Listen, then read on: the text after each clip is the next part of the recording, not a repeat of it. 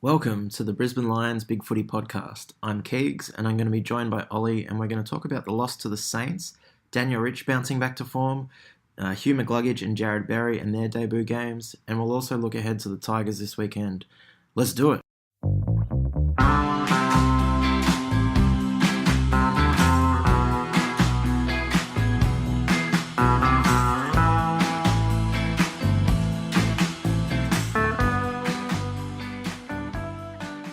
All right, well, welcome, Ollie. Welcome to the third episode of the Brisbane Lions Big Footy Podcast. How are you doing today?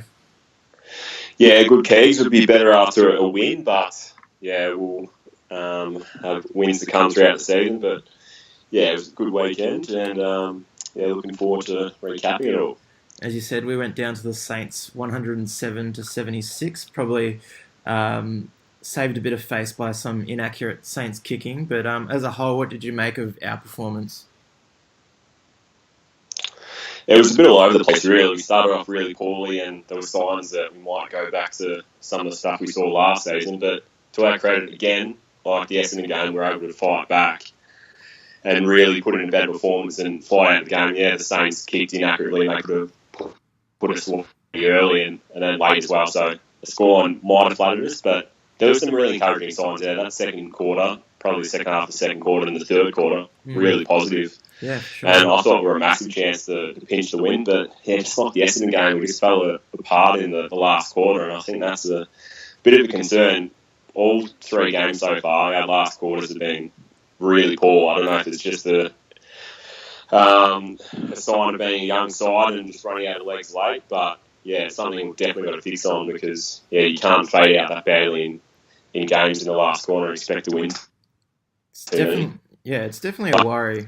And it's something I think we spoke about in the first episode, like if our sort of high-intensity pressure game style is going to be sustainable. And at the moment, maybe it's not looking that way just because we haven't, as you said, strung together a full four quarters. But, the day we do, it's going to be a pretty damn good day because we'll probably rout a side by 10 or 7 goals or something out of the blue. But, as you said, yeah, for sure. We're still getting the signs and, that's all we can sort of cling to at the moment. And one day we know that with consistency, we'll string it together. I suppose one of the questions that came out of the game was, did we lose this game at the selection table? Like, the Saints were a far better side, but personally, I feel like we didn't do ourselves many favours with the moves we made.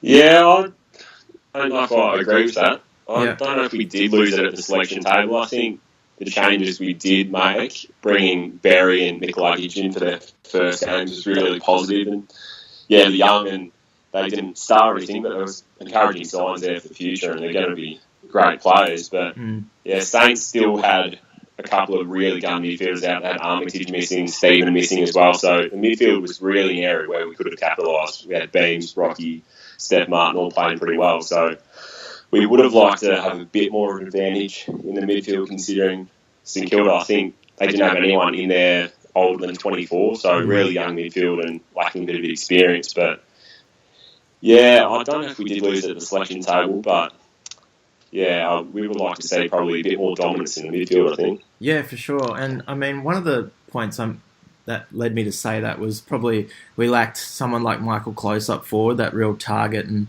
give a bit more structure. Like Hipwood obviously really struggled up forward, and Shaki kicked a couple of goals and looked all right, and McStay, I think, finished in defence. So it just would have been good to have that extra target up forward because the Saints defenders sort of did as they pleased in the air. But as you said, McCluggage and Berry were pretty solid in their first games. I think ideally it probably would have been better to get one youngster in rather than two, just because you lose a lot of experience with like someone like Bastanak, who's pretty solid. Like he was poor against the Bombers and did well in the NEAFL actually. But anyway, did you notice many internal changes during the game that sort of helped us get going in that mid-second quarter to third quarter that helped us get back in the game? Did you notice anything structurally that really got us going? Well, McStay went back, as he has done. He started off forward, but yeah, he's an interesting one, McStay. He really does play, even when he's playing defence, he does play like a forward, trying to go for those big marks in the air. And he's still a young player, and he'll learn. But yeah, interesting sort of game. It was pretty scrappy, and I think just the over-reliance on handball on the first half really cost us. And I think to just trying to get the ball on our boots, just kick it long, just don't over the handball. I think that worked for us. But then in the last quarter again, we just started going back to our old ways and to the handball again, and it just didn't work for us. And Kilda just put us under too much pressure, and the hospital hand passes all over the place. But yeah, I think that's just probably being a young side, and just staying focused in games. I think is just really important. The lapses at the moment are just really costing us. They're really hurting. Really costing us. So patches for a while, and then all of a sudden we'll just switch off like that. Yeah. So like you said before, as long as we can get consistent, we're going to be in for a big day at some stage. But yeah, that consistency will come at some stage. Yeah, for sure. As you said, we just overpossessed it too much. But I think we got to give credit to St Kilda as well. Like, their pressure was pretty good, and they had their defensive structures in place. Whenever we did sort of go forward, there was someone there ready to chop it off. But I think what was frustrating about losing to St Kilda was, as we talked about, the outs like Armitage and Stephen being out, and Riewoldt and Montagna, the two most experienced players, were probably the driving forces of their win. So it does still feel like a missed opportunity. But one of the better points from a Brisbane perspective was Daniel Rich bouncing back to form. He finished with 32 touches and 1 goal too. Chris Fagan said afterwards he sort of put him more behind the ball and used him in that way rather than in the midfield and resting forward. How did you see Daniel Rich's response to some criticism throughout the week as well? Yeah, he was much better, back to his old ways, and I think probably behind the ball, coming off half-back, that's where he plays his best. Yeah. Sometimes he can get a tag and he doesn't really respond too well, sending up forward, he can look a bit. But down back and on the weekend, he was just superb. 32 touches, as mentioned, and probably could have had a couple of goals. Kicked a really good running goal at one stage and had a couple of other shots as well. But he looked like a new player from the one last week. And I think probably the criticism was a bit over, during the commentary on Channel 7, and a couple of other people as well. But he did get those 2 knocks in the first half, and I really think that did affect his output going forward. And hopefully what we saw on the weekends are a sign of things for the rest of the season, because you know what a damaging player he can be, and especially if he gets a bit of space and he's able to kick it. He's a 70, 80 metre player, so he's so important to our side and how we're going. Yeah, I think the thing about Rich is, that's got to be the bar for him now. He's played that game. He's got to be consistent. He can't just be a 5 disposable player one day and, get 25, 30 the next. He's got to find some consistency. And, hopefully Fagan can unlock that secret, because us Lion supporters have been, preaching that for a long time now. We want consistency from Rich. So, hopefully, this is a building block for him and he can build on that for Richmond next weekend and moving forward. Some other points to take out of the game, as we've talked about, McCluggage and Berry, 2 of our first-round picks from last year, made their debuts. McCluggage finished with 13 touches. Berry had a goal and 8 touches. How did you see the debutants, mate? Yeah, they were really good. Berry, he really excited up forward and was able to kick a goal. And they're going to be great players for us, and just hopefully we can hang on to them and they can stick around. They're obviously good mates going back. So hopefully that will allow them to stay with lines. And McCluggage has been highly rated, and he was rated as probably the number 1 pick last year for most of the year, and then all of a sudden from Essendon, his hand around, he went to Essendon, they took him instead. But I hope those guys are just going to be 200 game players for the club, and there were enough signs there on the weekend to really be excited by it. Yeah, hopefully. I mean, McCluggage, he had a big task. I think from the first bounce, he was sort of lined up next to Nick Riewoldt, and you couldn't get much more stark comparison, 300 gamer and someone in their first game. But McCluggage, he showed the traits that we sort of heard a lot about, like the class and the really good disposal. Berry, I wasn't really sure what his role was. Like, he kicked that goal and he was sort of forward a bit. I think he was sort of like, predominantly half forward, deep forward. So, yeah, I mean, good initial signs from both of them. And it wouldn't be surprising if we saw someone like Cedric Cox from the same draft class in the coming weeks. I don't know if you caught the Neefel game, mate, but he was pretty impressive up in the NT when we knocked off the Thunder. And but he's been impressive all pre-season. That game, I think, against Adelaide in the pre-season, we were well beaten, but he was a real standout from that game. Just his pace and his dash. I think that's something we definitely need. And yeah, I think probably in the next couple of weeks you will see him come to the side, and especially if he's delivering those type of performances in the Neefel as well. And that's just great to see the Neefel side going really well. The last few years we've struggled, we've had a lot of injuries, so they haven't won too many games, but it's just, I think we talked about it last week, it's so important to have your reserve side up and going as well, because it just puts pressure on the senior guys for spots, and it just benefits the club as a whole. Yeah, depth and competition for spots is really critical to a good, solid first team. I suppose one of the other talking points from the Saints game, just getting back to the weekend, was Montagna's goal. Yeah. What did you make of that? I'm still not sure what I think about it. Like, I sort of see both arguments, but it was a bit petulant. I really don't understand it, and especially, I don't know how many games Montagna's played out. It would have to be close to 300. Yeah, he's been around. He's been around for a long time. He's one of the more experienced players in the competition, let alone St Kilda. To see him do that, it was just really bizarre. It wasn't exactly a spiteful game or anything like that, but he gave an interview afterwards, and Brad Johnson in the commentary was talking about how it was a time-saving thing more than anything, just to eat a bit of time off the clock, but it just isn't a good look. No. Like, I don't understand why you'd even do it. Yeah, you might get 5 seconds off the clock, but there were 5 guys at that stage anyway, and I really don't get the point of it. And they flashed the Alan Richardson in the box, and he was absolutely filthy. He wasn't, was he? I think most coaches would be. It just doesn't look good whatsoever. And Lions supporters were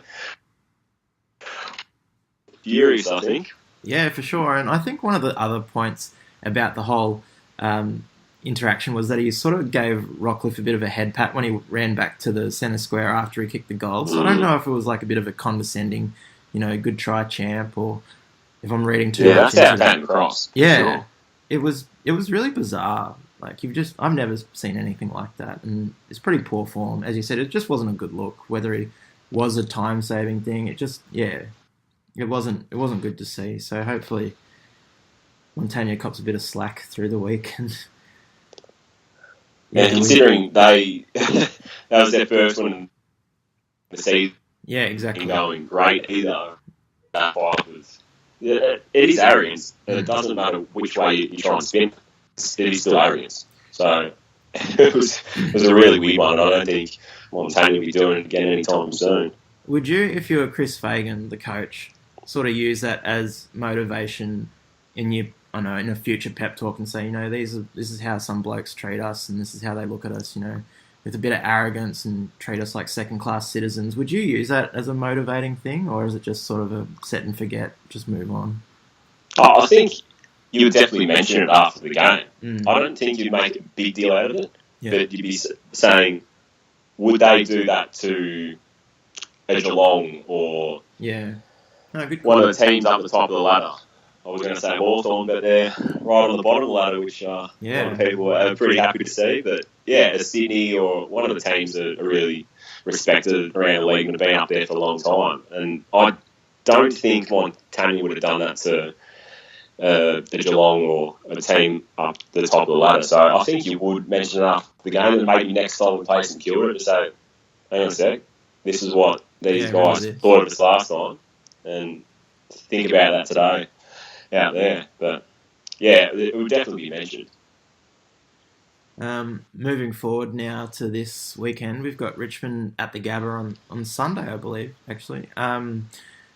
As all Lions supporters would recognise, we have had a really, really, really bad record against Richmond for the last, I think it's 10 years or something. We haven't beaten them in 10 starts or something. 2009, and before that, it was 2004. So they're just a genuine bogey side. It doesn't matter how bad or how good Richmond are going, they just still manage to beat us. And even in that win in 2009, I was at the MCG that day. We played finals that year. Richmond were going horribly. They ended up parting ways with Terry Wallace during the season. They just couldn't get a win, but they still managed to push us right to the end and escape with a win. But they've really had the wood on us, and it is getting very frustrating. It's pretty bizarre to think, actually, because Richmond were really, really bad for a lot of those years at the start of the decade. I mean, we haven't been too crash hot, but Richmond were really bad. So to not, one win in 13 years, it doesn't get much more bogey team than that. But hopefully we can turn it around. Yeah, it's a tough one because, they are up and about right now. They've had the 3 straight wins to open the season, and they're going the best they've gone for a long time. Yeah, we want to beat them now. If we were able to do it on Sunday, considering they probably had the best start to a season in a very long time. So, I think we had a draw against them. I think we were going pretty badly at that stage. It might have been 2010, actually, we had a draw against them, and they were on the get a win, and we went. But, I remember it just being a really poor stand game, and one we should have won, but it was a draw. So, we've had horrible, even at the Gabba, we put in some absolute stink performances. So, fingers crossed for something a lot better this Sunday. So, fast forwarding to the present day Lions, do you give us much of a shot on Sunday, knowing that Richmond, as you said, are 3-0, coming off wins against Carlton, West Coast? Who'd they beat last week? Collingwood. They beat West Coast. Yeah, Carlton, Collingwood, and West Coast last weekend. Yeah. Do you give us much of a chance? Oh, absolutely. We've just got to string together 4 good quarters. I know it's the old cliche, but that's what we have to do. Our lapses just really... Even when we aren't playing badly, we've still just got to hang in there and fight our way out of it. And that's just what's cost us, I think, in the first... probably even against the Gold Coast as well. We're able to hang on that day, but we're just got to hang in there when it gets tough. And... But I think this side does match up pretty well with Richmond. Yeah. And at the Gabba as well, I really want to see a committed performance. And Richmond, hopefully they get too ahead of themselves, and because all the hype's on them, they're right up the top of the ladder, and they're pretty notorious for getting too ahead of themselves. And there'll be massive favourites going into this game. So this is a game they're expected to win pretty comfortably. But I think we're a massive show, and we've just got to string together those good performances, get off to a good start, and then finish well as well. That's what has me pretty optimistic about this game. Is it's exactly the type of game Richmond would lose because they sort of get ahead of themselves, and it's just it really wouldn't surprise me if we won. Like, I'm bullish, not overly excited, but I think we could do it. Do you think in order to achieve that we'd make many changes at selection this week? Yeah, as you mentioned before, it was a good point. We did bomb it long a few times, and we just weren't able to keep it in the forward line or score. So there were a few wasted opportunities. I think Close would probably be unlucky to not be there, and I think he has to get a look in again. But Hipwood didn't have a great game on Sunday, so he would be expected to lift. So it's an interesting one, but Close definitely has to get a look in, and maybe Cedric Cox just for that bit of pace. Because he would be ideal to play on probably one of those small forwards, Rioli, Kinsanya, some of those guys. He would probably be perfect matchup. I suppose from a Richmond point of view as well, we can't not mention them and talk about Dustin Martin, who's been one of the... He's coming right. Red hot Brownlow cracks early in the season. I think Trent Cotchin's flying a bit under the radar as well. Like, he's been really good to start the year. Yeah, he has. Do you have any view of what we would do to negate Dustin Martin? But 3 weeks in and nobody's been able to do it yet. He's been on fire. It's been one of the best starts of the season individually you could ever have asked for. He's just amazing again against West Coast, and obviously what he did first up against Carlton was pretty special as well. So I remember him tearing some shreds a few times at the Gabba as well. He's just really dangerous across Hawthorn and obviously through the midfield. So yeah. Someone have a pretty tough job on Sunday evening, and Robertson's been mentioned a few times as maybe getting a job. But, it's such a tough one because he's going that well, and might need to be a couple of guys really trying to nail him down. I'm not sure about the Robinson commentary because he's sort of played more forward of the ball. Like, he has gone into the middle in bursts, but I don't think he's played that. Remember last year he had a really good run negating the other team's best midfielder, but he sort of hasn't done that at all this year. No, he hasn't. I think, and he's been really good for us up forward. Yeah, he has, exactly. So you don't want to rob Peter to play Paul. But in terms of Dusty, I think when he does go forward, Darcy Gardner actually is a pretty good matchup. Yeah. Like, I'd be pretty comfortable knowing that Darcy's on him. That's if Darcy gets up, because he finished the game on the bench, actually, with a niced up leg. So that might be a forced... Yeah, I think he's okay. He's probably a good chance to get up this week, and I think it's not as bad as first expected. So, that's good. Yeah, hopefully he can get up. Yeah, so I suppose before we sign off, do you want to give us a tip for Sunday at the Gabba against Richmond? I don't think there'll be many more wins, more satisfying for Lions supporters to finally break that hoodoo against Richmond. I've just had enough. Like, especially to every time, derail the Tiger train. A good chance. Richmond are going no good, and they still manage to beat us. And now they are going pretty well, so I'd love to knock them off on Sunday night. I reckon 2 goals. 2 goals. We're finally going to have a good last quarter, finally, and we'll hold out the last quarter by 2 goals. I reckon Shaq, you have a really good night. Yeah. 3 or 4 goals breakout performance. That's a big call. Look, I'm gonna shoot Bambi and tip Richmond, just because they're flying at the moment, and I think we'll put in a good show and go back to sort of the Essendon match with an honourable loss, I guess we'll call it. But I think Richmond are just really firing at the moment. Oh, one thing we haven't mentioned at all is it's a return to the Gabba for Justin Leppich. Of course. Do you think he'll get much of a reception if he's sort of down on the field or floating around? Do you think the crowd will? How do you think they react to him?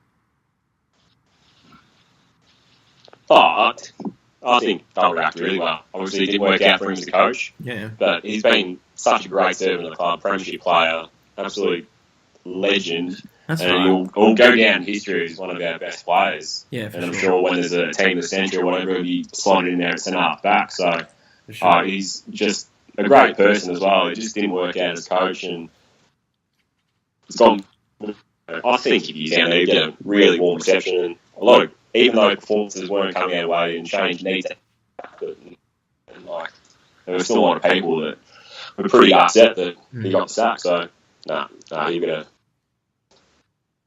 I think that's the unfortunate thing about his coaching tenure is it sort of overshadowed how good he was as a player, and there was a lot of anger and frustration towards the latter stages of the Leppich era. And it just really detracted from the great memories we all have as him as a player. So I think you're right. He'll always be a great Brisbane Lion. But hopefully we are the last ones laughing on Sunday night. Yeah. All right, mate. Well, that's all we've got time for this week. So hopefully we're talking on sweet terms next week after a nice win to go 2-2. Yeah, that'd be fantastic. If Freo can beat the Bulldogs, I think we can beat Richmond. So we're in for a good show. Just on a note to sign off, it's worth noting that Hawthorn hasn't won since Chris Fagan left. So read into that what you will. I know there's been a lot of talk about Jordan Lewis and So we might have the genius now. It's just all falling apart. All since they came up here. Yeah, it's been amazing actually. And they don't. Another thing to mention is they don't actually have their first pick next year, so they can't even tank to sort of reload for next year. Yeah, absolutely. Anyway, now we're getting to Hey? It's good to see. Yeah, for sure. It's a good change of fortune for once. But yeah, that's all we've got time for this week, mate. I'll talk to you next week. Yeah. Thanks, Kegs. See you next week. See you, mate.